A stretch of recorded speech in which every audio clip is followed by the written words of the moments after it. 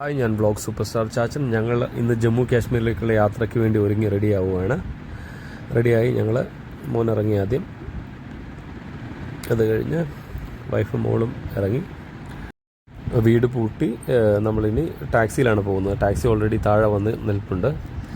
അപ്പോൾ ലഗേജ് ഉണ്ടായിരുന്നു. ലഗേജെല്ലാം ടാക്സിയിൽ എടുത്ത് കയറ്റി നമ്മൾക്ക് പോകേണ്ടത് ഡൽഹിയിലാണ്. ആദ്യം പോയി ഇറങ്ങുക. ഡൽഹിയിൽ ഇറങ്ങിയിട്ട് നേരെ ജമ്മു താവിയിലേക്ക് ട്രെയിനാണ് പോകുന്നത്. അതിനുശേഷം അത് കഴിഞ്ഞ് നേരെ ജമ്മു താവിയിൽ നിന്ന് പെഗൽഹാമിലേക്ക് ടാക്സിയിലാണ് ഞങ്ങളിപ്പോൾ പ്ലാൻ ചെയ്ത് വെച്ചിരിക്കുന്നത്. അതാണ് ഇന്നത്തെ യാത്രയുടെ ഇന്ന് ഫുള്ള് യാത്രയാണ്. അപ്പോൾ നമ്മളിപ്പോൾ ഡൽഹിയിലേക്ക് പോകാൻ വേണ്ടിയാണ്. ടാക്സി വന്നു. ടാക്സിയിലെ ലഗേജ് എല്ലാം റെഡിയാക്കി കയറ്റി ഞങ്ങൾ വണ്ടി കയറി. വെളുപ്പിനെ 6 മണിക്കാണ് ഇപ്പം ഞങ്ങൾ ഇറങ്ങിക്കൊണ്ടിരിക്കുന്നത്. ആക്ച്വലി ഫ്ലൈറ്റ് 9:05 അപ്പോൾ നമ്മളൊരു 7 മണിക്ക് മുമ്പായിട്ട് അവിടെ എത്താനായിട്ട് ഞങ്ങൾ 6 മണിക്ക് തന്നെ ഇറങ്ങി.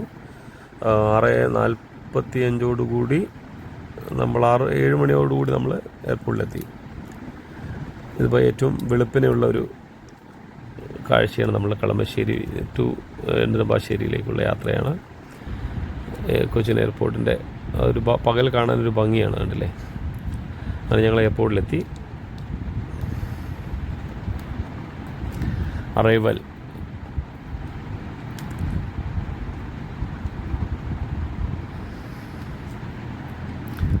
അവിടെ വണ്ടി ഒതുക്കി ഞങ്ങൾ നേരെ ടിക്കറ്റ് ചെക്കിങ്ങിനായിട്ട് ക്യൂ നിൽക്കുകയാണ്. അപ്പോൾ ടിക്കറ്റ് ചെക്കിങ്ങിന് എയർ ഏഷ്യയുടെ വിമാനത്തിലാണ് നമ്മൾ പോകുന്നത്. അപ്പോൾ മുമ്പിലേക്ക് പോയി. അപ്പോൾ നമ്മുടെ മുമ്പിലൊരു പയ്യൻ ചെക്ക് ചെയ്യാനായിട്ട് നിന്നായിരുന്നു. അവൻ കഴിഞ്ഞ് പിന്നെ നമ്മൾ ചെക്കിങ്ങിന് കൊടുത്തു. ഓഫീസർ അതൊക്കെ വെരിഫൈ ചെയ്തു. ഞങ്ങൾ 4 പേരുണ്ടല്ലോ, ഞാനും വൈഫും മോനും മോളുമാണ്. അപ്പോൾ 4 പേരുടെ വെരിഫൈ ചെയ്തു. ഇനി നമ്മളുടെ ലഗേജ് കൊടുക്കാനായിട്ട് ക്യൂവിൽ നിൽക്കുകയാണ്. ലഗേജ് കൊടുത്തു, ബാഗേജ് എല്ലാം കൊടുത്ത് നമുക്ക് ട്രോളറുണ്ട്, മുകളിൽ ട്രോളറുണ്ട്. അപ്പോൾ അതിനൊക്കെ ഒരു ബാഡ്ജ് വാങ്ങിക്കണമല്ലോ അവിടെ നിന്ന്. ചെക്കിൻ നടപടിയെല്ലാം കഴിഞ്ഞ് ബാഗേജ് എല്ലാം റെഡിയാക്കി കഴിഞ്ഞു. ബാഗേജിൻ്റെ ടാഗ് നമുക്ക് തരുവാണിപ്പോൾ അവർ. എയർ ഏഷ്യയുടെ വിമാനത്തിൽ നല്ല നീറ്റ് ആൻഡ് എന്താ പറയുക, നല്ല ഹോസ്പിറ്റാലിറ്റി ഉള്ളൊരു ടീമാണ്. നമ്മൾ ബാഗേജ് കൊടുത്തിട്ട് നമ്മൾ ഫ്രീ ആയി. ഇപ്പോൾ മോനും വൈഫും ഞാനും പതുക്കെ സെക്യൂരിറ്റി ചെക്കിങ്ങിന് കയറി. സെക്യൂരിറ്റി ചെക്കിങ്ങിനും വലിയ ക്യൂ ഉണ്ടായിരുന്നില്ല. പെട്ടെന്ന് തന്നെ ആ നടപടിയെല്ലാം പൂർത്തിയായി ഞങ്ങളകത്തോട്ട് കയറി. ഞങ്ങൾ മെയിൻലി പ്ലാൻ ചെയ്തിരിക്കുന്നത് ചെക്കിൻ കഴിഞ്ഞ ഉടനെ പോയി ലോഞ്ചിൽ പോയി ഭക്ഷണം കഴിക്കാനുള്ള പ്ലാനിങ്ങോടുകൂടിയാണ് പോകുന്നത്. അപ്പോൾ ലോഞ്ചിലേക്ക് പതുക്കെ നടന്നു. നമ്മൾ പല സ്ഥലങ്ങളിൽ നിന്ന് ലോഞ്ചിൽ നിന്ന് ഭക്ഷണം കഴിച്ചിട്ടുണ്ട്. കൊച്ചിയിൽ നിന്ന് ഇപ്പോൾ ആദ്യമായിട്ടാണ് ഞങ്ങൾ കഴിക്കുന്നത്. കാരണം എന്ന് വെച്ചാൽ ഞങ്ങളുടെ അൺടൈമിലായതുകൊണ്ട് നമ്മളെപ്പോഴും കൊച്ചിയിൽ നിന്ന് കഴിക്കാറില്ലായിരുന്നു. അപ്പോൾ ഇത്തവണ നമ്മളെന്തായാലും കൊച്ചിയിൽ നിന്ന് കഴിക്കണം എന്ന് പറഞ്ഞ് മോർണിംഗ് സെഷൻ കിട്ടിയപ്പോൾ നമ്മൾ കൊച്ചിയിൽ നിന്ന് കഴിക്കാൻ വേണ്ടി ലോഞ്ചിൽ കയറി. ലോഞ്ചിൽ വൈഫ് ടിക്കറ്റെല്ലാം റെഡിയാക്കുകയാണ്. നമുക്ക് 2 രൂപ കൊണ്ട് പേയ്മെൻറ്റ് ചെയ്ത് ഞങ്ങളുടെ കാർഡിൽ നിന്ന് കഴിക്കാം. എർത്ത് ലോഞ്ചാണ് നമ്മുടെ കൊച്ചിയുടെ ലോഞ്ച്. അപ്പോൾ അവിടെ നിന്ന് ഭക്ഷണമൊക്കെ കഴിച്ചു. നല്ല ബ്രേക്ക്ഫാസ്റ്റാണ്. നമ്മുടെ സൗത്ത് ഇന്ത്യൻ ബ്രേക്ക്ഫാസ്റ്റാണ് കിട്ടിയത്. നമ്മൾ ലോഞ്ചിലിരുന്നുകൊണ്ട് നമുക്ക് പുറത്തെല്ലാം കണ്ടുകൊണ്ട് ഭക്ഷണം കഴിക്കാം. അത് കഴിഞ്ഞ് ഞങ്ങളിറങ്ങി 1-2 ഫോട്ടോസൊക്കെ എടുത്തു. അപ്പോൾ ഞങ്ങളുടെ കൂടെ വർക്ക് ചെയ്തിരുന്ന എൻ്റെ ഹെഡുണ്ട്, പുള്ളി എന്ന് പറയുന്നത് സണ്ണി സാർ എന്നാണ്. അദ്ദേഹം ബാസ്ബോളിൻ്റെ ഇന്ത്യൻ കോച്ചും ഇന്ത്യൻ പ്ലെയറും ആയിരുന്നു. അപ്പോൾ അദ്ദേഹം ഡൽഹിയിലേക്ക് പോകാനായിട്ട് വന്നപ്പോൾ നമ്മളെ കണ്ടു. അങ്ങനെ ഒരു ഫോട്ടോ ഒക്കെ എടുത്തു.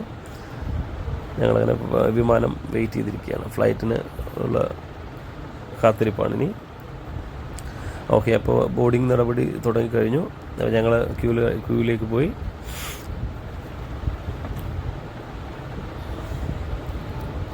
ആ വിമാനത്തിനകത്ത് കയറി കുറച്ച് നേരം വെയിറ്റ് ചെയ്തു. 10-15 മിനിറ്റ് കഴിഞ്ഞിട്ടാണ് ഫ്ലൈറ്റ് എടുത്തത്.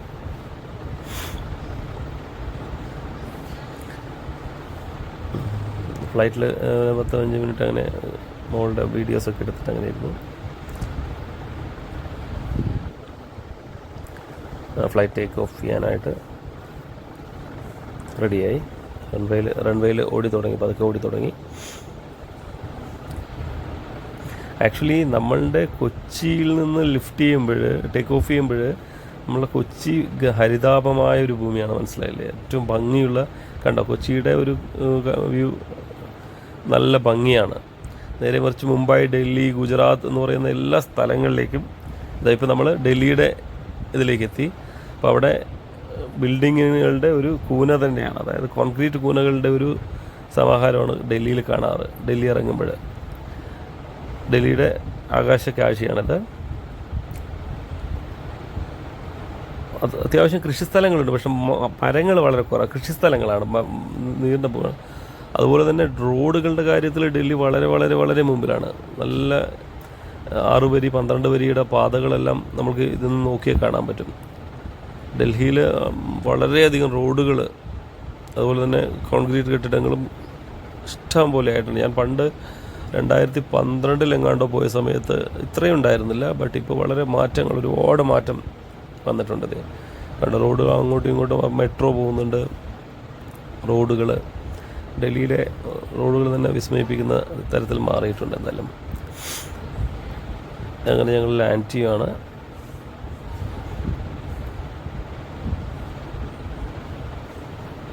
ഫ്ലൈറ്റ് ലാൻഡ് ചെയ്തു.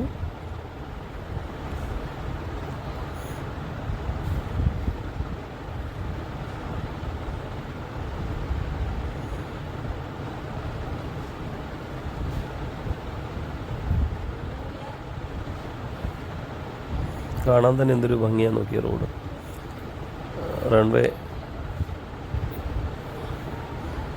പിന്നെ ഞങ്ങളുടെ ആക്ച്വലി ഇറങ്ങിയ സമയത്ത് നമ്മൾക്ക് മോളുടെ ട്രോളർ വന്നില്ലായിരുന്നു. അപ്പോൾ അവരവിടെ നിന്നൊരു ട്രോളർ തന്നു.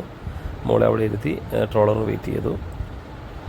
പിന്നെ ട്രോളർ കിട്ടി. ഞങ്ങൾ പതുക്കെ ഡൽഹി എയർപോർട്ടിൽ നിന്ന് വെളിയിലേക്ക് ഇറങ്ങുകയാണ്. മോളെ ട്രോളർ ഇരുത്തിയിട്ട് നമ്മളുടെ എസ്കലേറ്ററിൽ തന്നെയാണ് വൈഫ് കൊണ്ടുവരുന്നത്. നമ്മൾ വളരെ ഹാപ്പിയാണ്. മോൾക്ക് ഈ ട്രാവൽ എന്ന് പറയുന്നത് മോൾക്ക് ഭയങ്കര ഇഷ്ടമാണ്, ട്രാവലിങ്.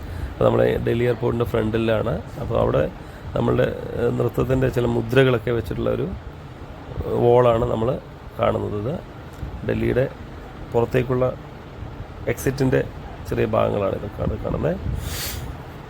അപ്പോൾ ഞങ്ങളിന്ന് പ്ലാൻ ചെയ്യുന്നത് നേരെ ഡൽഹിയിൽ ഇറങ്ങിയിട്ട് നമ്മളുടെ അമർ ജവാൻ ജ്യോതി, ഇന്ത്യ ഗേറ്റ്, രാഷ്ട്രപതി ഭവൻ ഇവിടത്തേക്കെല്ലാം പോകാൻ വേണ്ടിയാണ് നമ്മൾ റെഡി ആയിരിക്കുന്നത്. അപ്പോൾ നമ്മൾ പുറത്തേക്ക് ഇറങ്ങി. നമ്മുടെ സെക്യൂരിറ്റി ഇനി, അതായത് ഡൽഹിയിൽ ഇറങ്ങി നമ്മൾ യാത്ര ചെയ്യുമ്പോൾ ഏറ്റവും കൂടുതൽ CRPF-കാരാണ് അവിടെ ഡ്യൂട്ടിക്ക് നിൽക്കുക. നമ്മൾ പോലീസ് നിൽക്കുന്ന പോലെ അവിടെ ഏറ്റവും കൂടുതൽ CRPF-കാരാണുള്ളത്. വെളിയിൽ ഇറങ്ങി നമ്മളവിടെ മെട്രോ സ്റ്റേഷനും ബസ് സ്റ്റാൻഡും എല്ലാം മെൻഷൻ ചെയ്ത് വെച്ചിട്ടുണ്ട്. അവിടെ തൊട്ടടുത്ത് തന്നെയാണ് മെട്രോ സ്റ്റേഷൻ. പിന്നെ നമ്മൾ പ്രീപെയ്ഡ് ടാക്സിയാണ് എടുത്തത്. പ്രീപെയ്ഡ് ടാക്സി എടുത്തിട്ട് നേരെ നമ്മൾ ഇന്ത്യ ഗേറ്റിലേക്കാണ് ആദ്യം പോകുന്നത്.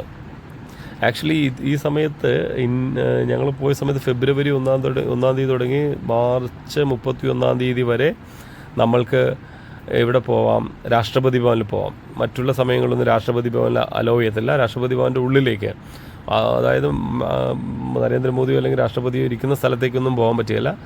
ആ കോമ്പൗണ്ടിൻ്റെ സെക്യൂരിറ്റി ചെക്കിങ്ങിൻ്റെ അകത്തേക്ക് കയറിപ്പോവാം. പക്ഷേ ബിൽഡിങ്ങിനകത്തേക്ക് ഉള്ളിലേക്കൊന്നും കയറാൻ പറ്റില്ല. ആ കോമ്പൗണ്ടിനകത്ത് വരെ നേരത്തെ ഒന്നും പെർമിഷൻ ഇല്ലായിരുന്നു.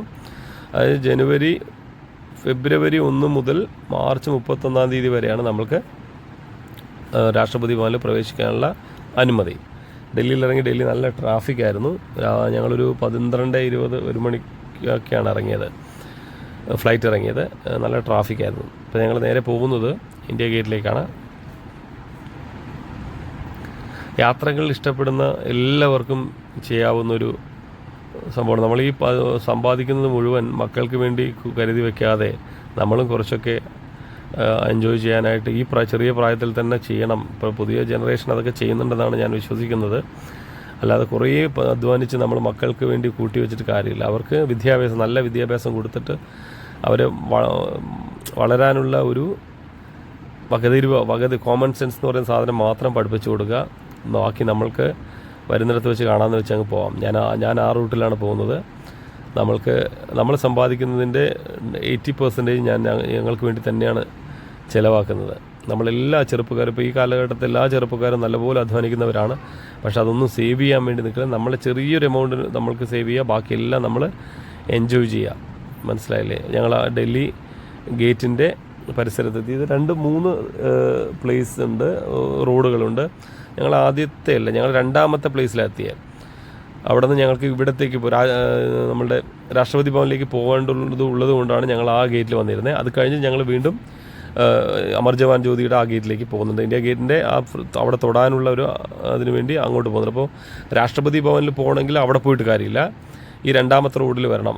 അവിടെ വന്ന് വേണം നമുക്ക് ഇറങ്ങാൻ. എവിടെ നിന്ന് വേണം നമുക്ക് രാഷ്ട്രപതി ഭവനിൽ പോകും. അപ്പോൾ ഞങ്ങൾ അങ്ങനെ അവിടെ വന്ന് ഇറങ്ങി നേരെ രാഷ്ട്രപതി ഭവനിലേക്ക് പോവാണ്.